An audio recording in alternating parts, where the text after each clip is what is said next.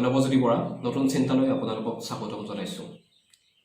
নতুন চিন্তাৰ সমূহ দৰ্শকক অসমীয়া নৱবৰ্ষ আৰু ৰঙালী বিহুৰ আন্তৰিক শুভকামনা জনাইছোঁ। আশা কৰিছোঁ এই বৰ্ষটো আপোনালোকৰ জীৱনত খুব সমৃদ্ধি আৰু আনন্দৰে ভৰি পৰিব।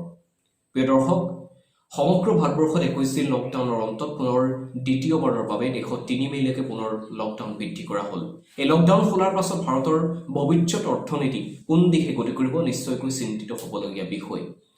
এই লকডাউনৰ পাছত সম্ভাৱ্য ভাৰতৰ অৰ্থনীতিৰ অৱস্থা সন্দৰ্ভত আমি এক বিস্তৃত কথা আজি আলোচনা কৰিম আৰু এই অনুষ্ঠানটোৰ জৰিয়তে আমি ভাৰতৰ অৰ্থনীতিয়ে কোন দিশে গতি কৰি আছে আৰু ভৱিষ্যতে কোন বাটে বাট বুলিব সেই সন্দৰ্ভত আমাৰ এক সামান্য চিন্তাৰে এক পৰ্যালোচনা আগবঢ়াম। বিমুদ্ৰাকৰণ আৰু জিএছটিৰ বলবতৰ পাছৰে পৰা ভাৰতৰ অৰ্থনীতি এক প্ৰত্যাহ্বানৰ সন্মুখীন হৈছে। বিমুদ্ৰাকৰণৰ ফলত সমগ্ৰ দেশত 50 লাখ মানুহে কৰ্মসংস্থাপন হেৰুৱাইছে আৰু জিএছটিৰ বলবতৰ ফলত ক্ষুদ্ৰ আৰু মধ্যমীয়া ব্যৱসায়ীসকলে বৰ্তি থাকিবলৈ অশেষ কষ্ট কৰিব লগা হৈছে। প্ৰায় 50% ক্ষুদ্ৰ আৰু মধ্যমীয়া ব্যৱসায়ী সমস্যাৰ সন্মুখীন হৈছে। নীতি আয়োগৰ মুৰব্বী ৰাজীৱ কুমাৰৰ মতে বৰ্তমান ভাৰতৰ অৰ্থনীতিয়ে ভুগি থকা সংকট স্বাধীন ভাৰতৰ 70 বছৰ ইতিহাসত বিৰল। বৰ্তমান ভাৰতৰ জিডিপিৰ শতাংশৰ হাৰ 4.7% আৰু এই জিডিপিৰ হাৰ ক্ৰমান্বয়ে বৰ্তমান অৱনমিত হৈ গৈ আছে।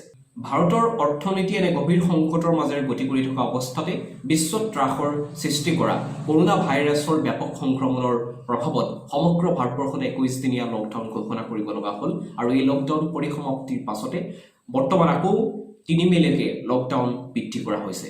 দিন যোৱাৰ লগে লগে ঘনীভূত হ'বলৈ ধৰিছে কৰোনা ভাইৰাছে সৃষ্টি কৰা অচলাৱস্থাৰ পাছত 130 কোটি জনসংখ্যাৰ দেশ ভাৰতে পাৰিবনে অৰ্থনৈতিক অৱস্থাৰ মুখামুখি হ'ব? কৰোনা ভাইৰাছৰ সংকটৰ পাছত সমগ্ৰ বিশ্বত 100 কোটি শ্ৰমকাৰী লোকৰ কৰ্মসংস্থাপন নাথাকিব পাৰে।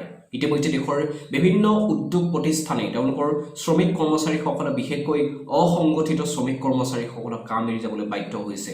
দ্য ইকনমিক্স টাইমছে প্ৰকাশ কৰা তথ্য মতে হোটেল আৰু পৰ্যটন উদ্যোগৰ 4 কোটি শ্ৰমিক কৰ্মচাৰী প্ৰায় 3 কোটি লোকে গাঁৱৰ ঘৰলৈ বিশ্বৰ বিভিন্ন প্ৰান্তৰ পৰা ঘূৰি গৈছে আৰু সেইদৰে খুচুৰা ব্যৱসায়ীৰ 5 কোটি শ্ৰমিক কৰ্মচাৰীৰ ভিতৰত প্ৰায় 3 কোটি কৰ্মসংস্থাপনহীন হৈছে আৰু ইতিমধ্যে বিভিন্ন ক্ষেত্ৰত নিয়োজিত হৈ থকা কৰ্মচাৰীসকলৰ নিজৰ কৰ্মসংস্থাপনক লৈ আশংকাত ভোগা পৰিলক্ষিত হৈছে। ইতিমধ্যে বিশ্বৰ বিভিন্ন দেশে IMF বিশ্ব বেংকৰ সাহায্য বিচাৰিছে। এই আন্তৰ্জাতিক প্ৰতিষ্ঠানবোৰে কৰোনাৰ অৱসানৰ পাছত সম্পদৰ নাটনিৰ বাবে বিভিন্ন দেশক সহায় কৰিব নোৱাৰা হ'ব। আন্তৰ্জাতিক মুদ্ৰা ভাণ্ডাৰ বা চমুকৈ IMFৰ মুখ্য অধিকৰ্তা ক্ৰিষ্টালিনা জৰ্জিভায়ে 27 মাৰ্চত কৈছে যে বিশ্ব অৰ্থনীতি মন্দাত নিমজ্জিত হৈছে। উন্নয়নশীল দেশবিলাকৰ প্ৰচুৰ পুঁজিৰ প্ৰয়োজন হৈছে। ইতিমধ্যে 81খন দেশে IMFক জৰুৰী সাহায্যৰ বাবে অনুৰোধ জনাইছে আৰু এই পৰিস্থিতিত বিশ্বত অৰ্থনৈতিক সংকটে গ্ৰাস কৰাৰ আশংকাই দেখা দিছে। বৰ্তমান নিম্নগামী হ'ব ধৰা ভাৰতৰ এই অৰ্থনীতি কিদৰে উন্নতিৰ দিশলৈ নিব পাৰি তাৰ বাবে কেইটামান উল্লেখযোগ্য পদক্ষেপ লৈছে ভাৰতীয় ৰিজাৰ্ভ বেংকে। এই পদক্ষেপসমূহৰ বিষয়ে আপোনালোকে সবিশেষ জানিবলৈ হ'লে আমাৰ তলত দিয়া লিংকটোত ক্লিক কৰি সবিশেষ তথ্য আপোনালোকে জানিব পাৰিব আৰু ইতিমধ্যে ভাৰতীয় ৰিজাৰ্ভ বেংকে লোৱা এই পদক্ষেপৰ জৰিয়তে জনসাধাৰণে অলপ হ'লেও সকাহ পাব বুলি আশা কৰা হৈছে। প্ৰিয় দৰ্শক, আপোনালোকে চাই আছিলে নতুন চিন্তা।